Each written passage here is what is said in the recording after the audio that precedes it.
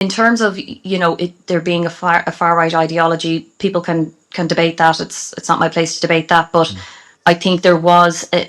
I mean, a lot of people say there was really no ideology by the end of it. I mean, there were shops being looted. There were people, footage online of people leaving with armfuls of shoes and clothes and all the rest, and buses that were set on fire, Lewis tram set on fire. There didn't seem to be much ideology behind that part, anyways. It was calm, first of all, in Dublin last night, but a huge police presence, perhaps, is what kept it calm.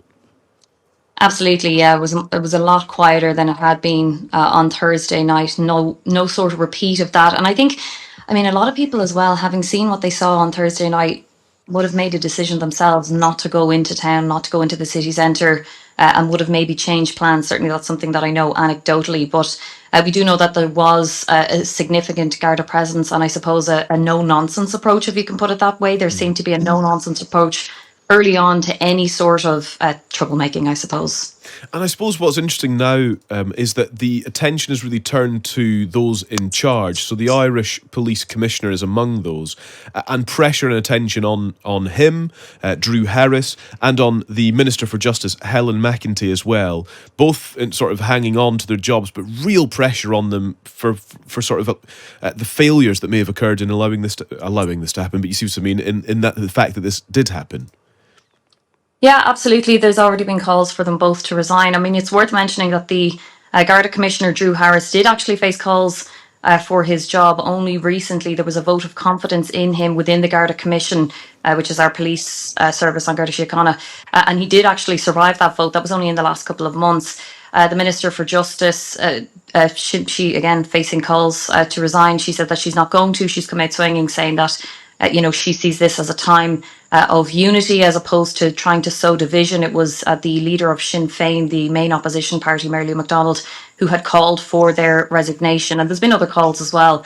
But it doesn't seem, it seems like they're fighting against that at this point.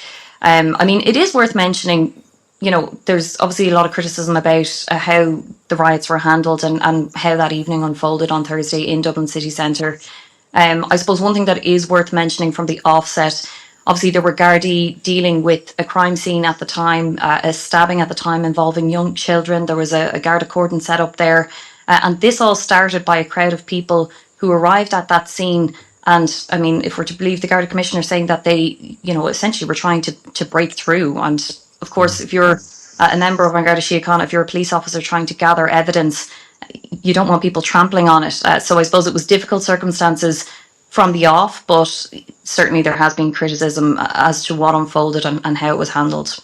And what more do we understand about the context for all of this? Because senior officers now say, or have been talking rather about their approach to the far right in Ireland. And this was something that the police commissioner was really quite quick in saying, that a lunatic hooligan faction driven by a far right ideology were responsible for the riots. So what more do we understand about the context of all of this and how the police are now responding to that far right ideology?